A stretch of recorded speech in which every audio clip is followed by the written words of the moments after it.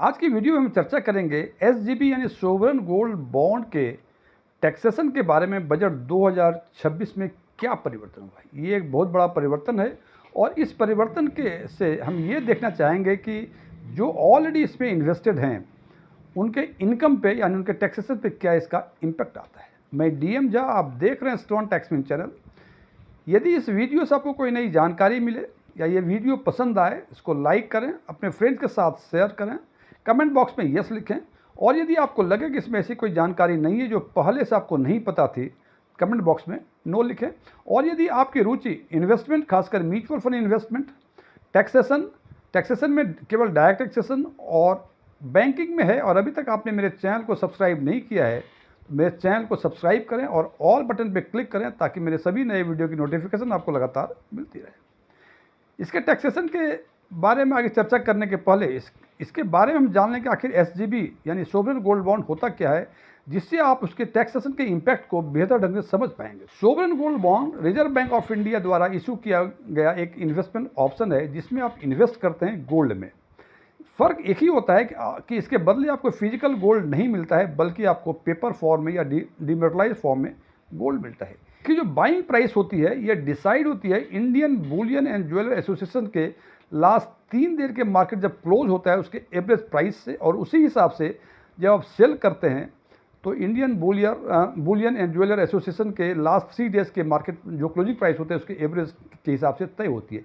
इसका मतलब कि गवर्नमेंट ऑफ इंडिया ना ही बाइंग प्राइस में कोई चेंज कर सकती है, ना ही सेलिंग प्राइस में। मार्केट जिस हिसाब से चलेगा उस हिसाब से आपको आपकी बाइंग प्राइस और सेलिंग प्राइस डिसाइड होती है। सबसे पहला एसजीबी का सीरीज फाइनेंशियल ईयर 15-16 में आया था और इसका पहला ट्रेंच, यानी एक फाइनेंशियल ईयर में कई ट्रेंच इशू होते थे, तो पहला ट्रेंच 14 जनवरी 2016 को इशू हुआ था। हालांकि फाइनेंशियल ईयर 23-24 के बाद SGB reserve bank of India ने इशू करना बंद कर दिया। इसका मतलब आखिरी इन्वेस्टमेंट जो अभी तक के हिसाब से हुआ है एसजीबी में वो फाइनेंशियल ईयर 23-24 तक ही हुआ है। इसकी जो मैच्योरिटी पीरियड होती है ये 8 वर्षों की होती है, यानी 8 वर्षों के बाद इसको सीधे आरबीआई को आप सेल करें, आरबीआई जो भी रेट डिसाइड होगी उसके हिसाब से पैसे आपको दे देगी।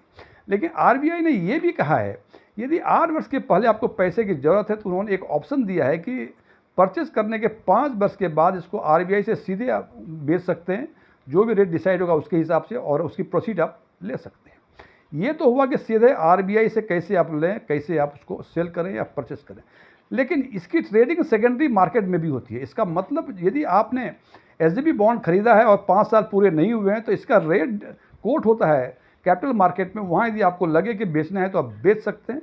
और यदि आपने इन्वेस्टमेंट नहीं किया हुआ है, आप चाहते हैं कि भाई ये सस्ता मिल रहा है आपके हिसाब से, इसको चाहें तो आप खरीद सकते हैं। इसका मतलब primary market reserve bank of India द्वारा इशू किया जाता है और सेकेंडरी मार्केट में इसको बाय एंड सेल कर सकते हैं। और इसके साथ साथ रिजर्व बैंक ऑफ इंडिया 2.5% का इंटरेस्ट जो भी इसके होल्डर होंगे उसको देती है। इस हिसाब से हम देखते हैं कि एसजीबी में यदि आप इन्वेस्ट करते हैं तो आपको 2 तरह का इनकम होता है। एक होता है कैपिटल गेन जो बाइंग और सेलिंग प्राइस के डिफरेंस का होता है। ये स्पेशल रेट इनकम है, इसलिए इस पे जो टैक्स लगता है वो स्पेशल रेट के हिसाब से लगता है। और दूसरा जो बताया कि 2.5% ब्याज मिलती है पूरे 8 वर्षों तक, जो भी होल्डर होंगे उसको मिलता रहेगा। ये अदर सोर्स में आती है। अदर सोर्स में जो टैक्सेशन होता है वो नॉर्मल जो आपका इंडिविजुअल टैक्स स्लैब होगा उसके हिसाब से ये डिसाइड होती है। और इस हिसाब से कोई होल्डर इसको यदि सेल करना चाहे तो 4 परिस्थितियाँ हो सकती हैं। पहली परिस्थितियाँ हो सकती हैं कि उसने सीधे प्राइमरी मार्केट यानी रिजर्व बैंक ऑफ इंडिया से परचेस किया, पूरे 8 वर्ष रखा उन्होंने और फिर रिजर्व बैंक ऑफ इंडिया को ही सेल किया। दूसरा सिचुएशन हो सकता है कि आरबीआई से प्राइमरी मार्केट से इसको परचेज किया और 5 वर्ष के बाद इसको आरबीआई को ही बेच दिया। चौथी स्थिति हो सकती है कि आपने सेकेंडरी मार्केट से इसको परचेज किया और जितना रिमेनिंग पीरियड है 8 वर्षों में वो मैच्योरिटी तक रखा आपने और फिर इसको रिजर्व बैंक ऑफ इंडिया को बेच दिया।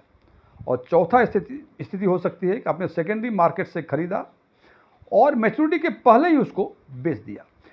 तो फ्रेंड्स, जैसा मैंने बताया कि जो इंटरेस्ट इस पर 2.5% मिलता है, उस पर तो आपका जो इंडिविजुअल स्लैब होगा उसके हिसाब से टैक्सेशन होगा। लेकिन ये 4 परिस्थितियों में जब बाय और सेल करते हैं इसमें टैक्सेशन के प्रोविजंस 1 अप्रैल 2026 से पूरे बदल गए हैं। सबसे पहले बात करते हैं कि यदि आपने आरबीआई से ही खरीदा और आरबीआई को ही पूरे 8 वर्षों के बाद बेचा, तो 31 मार्च तक था कि इसमें आपको टैक्स एग्जम्पशंस मिलेंगे, जो आज भी एप्लीकेबल है। यानी 1 अप्रैल 2026 से भी एप्लीकेबल है कि यदि आपने आरबीआई से ही परचेज किया और 8 वर्षों के बाद आरबीआई को ही बेचा, तो आपको कैपिटल गेन का एग्जम्पशंस मिलेगा, यानी कोई कैपिटल गेन टैक्स आपको नहीं लगेगा। दूसरी परिस्थिति कि आपने आरबीआई से खरीदा और 5 वर्षों के बाद आरबीआई को ही बेचा। इस परिस्थिति में भी चाहे 31 मार्च 2026 तक ही बेचा हो आपने या 31 मार्च 2026 के बाद यानी 1 अप्रैल 2026 ऑनवर्ड बेचा हो, दोनों ही परिस्थितियों में आपको एग्जम्पशंस टैक्स के नहीं मिला करते थे। यानी जो भी कैपिटल गेन टैक्स होगा उस पर शॉर्ट टर्म या लॉन्ग टर्म जो भी एप्लीकेबल होगा उसके हिसाब से आपको टैक्स पे करना पड़ेगा। अब तीसरी परिस्थिति है कि सेकेंडरी मार्केट से आपने खरीदा, हो सकता है कि 1 साल के बाद खरीदा हो और जो रिमेनिंग 7 ईयर्स रहे आपने टिल मैच्योरिटी तक रखा उसको और उसको रिजर्व बैंक ऑफ इंडिया को ही बेचा। तो 31 मार्च तक जो व्यवस्थाएं थी उस व्यवस्थाएं के हिसाब से आपको, चूंकि आपने मैच्योरिटी तक वो बॉन्ड को अपने पास रखा है, तो उस पे जो कैपिटल गेन होगा उस पे आपको कैपिटल गेन का एग्जम्पशंस मिला करेगा, जो कि बजट 2026 में इसको चेंज कर दिया है। और उसमें इन्होंने कहा है कि 1 अप्रैल 2026 के बाद जो इसको रिडम्पशन करेंगे उस पे, चूंकि आपने सेकेंडरी मार्केट से परचेज किया है, तो इस पे आपको कैपिटल गेन टैक्स का एग्जम्पशंस नहीं मिलेगा। चौथी स्थितियाँ कि आपने सेकेंडरी मार्केट से खरीदा और मैच्योरिटी के पहले ही आपने इसको सेल कर दिया, तो दोनों ही केस में टैक्स का एग्जम्पशंस नहीं मिलेगा। हालांकि इसमें थोड़ी सी हो सकती है आपको समझने में परेशानी होती, इसको मैंने एक एग्जाम्पल के द्वारा समझाने की कोशिश की है। हमने माना कि 2 स्थिति है, एक स्थिति है 31 मार्च 2026 के पहले हमने ट्रांजैक्शंस किया और दूसरी स्थिति है कि 1 अप्रैल 2026 यानी 31 मार्च 2026 के बाद ट्रांजैक्शंस किया। हमने परचेज किया सेकेंडरी मार्केट से, दोनों ही सिचुएशन में 10-10 लाख रुपए की बॉन्ड हमने परचेज की सेकेंडरी मार्केट से, यानी मार्केट से खरीदा, रिजर्व बैंक ऑफ इंडिया से नहीं लिया हमने। और दोनों ही परिस्थितियों में हमने इसको मैच्योरिटी तक, जितना भी मैच्योरिटी पीरियड रखी हुई थी उतने पीरियड तक रखा और रिजर्व बैंक ऑफ इंडिया को सेल किया 20 लाख रुपए में। और हम मान के चलते हैं कि होल्डिंग पीरियड 12 महीने से अधिक थी, यानी जो भी गेन 10 लाख का हुआ वो लॉन्ग टर्म कैपिटल गेन था। अब पुराने प्रोविजंस के हिसाब से, जो कि 31 मार्च 2026 तक ही एप्लीकेबल था, उसके हिसाब से आपने सेकेंडरी मार्केट से खरीदा, लेकिन आपने बॉन्ड को मैच्योरिटी तक होल्ड किया, उसके बाद रिजर्व बैंक ऑफ इंडिया से रिडम्पशन लिया है, तो आपको जो 10 लाख रुपए के लॉन्ग टर्म कैपिटल गेन था उस पर आपको एग्जम्पशंस मिलेगा। लेकिन यदि ये रिडम्पशन आपने 1 अप्रैल 2026 ऑनवर्ड किया है, तो उस 10 लाख पे जो capital long term capital gain हुआ है उस पर कोई एग्जम्पशंस नहीं मिलेंगे और इस पर 12.5% का आपको long term capital gain tax plus health and education से 4% वो ऐड करके आपकी टैक्स लायबिलिटी बनती है और इतना आपको टैक्स पे करना पड़ेगा। तो फ्रेंड्स ये ध्यान रखें कि अब जो एसजीवी पे कैपिटल गेन टैक्स लगेंगे, यदि आपने प्राइमरी मार्केट से ही परचेज किया और इसको रिजर्व बैंक ऑफ इंडिया को ही सेल किया, तभी उस पर हुए long term capital gain tax पर एग्जम्पशंस मिलेगा। अदरवाइज यदि आपने रिजर्व बैंक ऑफ इंडिया से परचेज किया और आपने मैच्योरिटी के पहले सेल कर दिया या सेकेंडरी मार्केट से परचेज किया और मैच्योरिटी तक रखा, किसी भी परिस्थिति में आपको long term capital gain tax पर कोई एग्जम्पशंस नहीं मिलेगा। फ्रेंड्स, ये वीडियो क्लोज करने के पहले मैं कुछ डिस्क्लेमर देना चाहता हूँ कि मैं कोई टैक्स कंसल्टेंट नहीं हूँ, नहीं मैं कोई सीए हूँ, नहीं मेरे इस बाबत कोई क्लासेस चला करते हैं।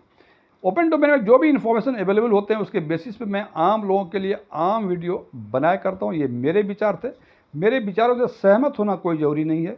यदि आप मेरे विचारों से सहमत हैं तो कमेंट बॉक्स में एग्रीड लिखें, और यदि आप मेरे विचार से सहमत नहीं हैं तो कमेंट बॉक्स में नॉट एग्रीड लिखें। Thank you.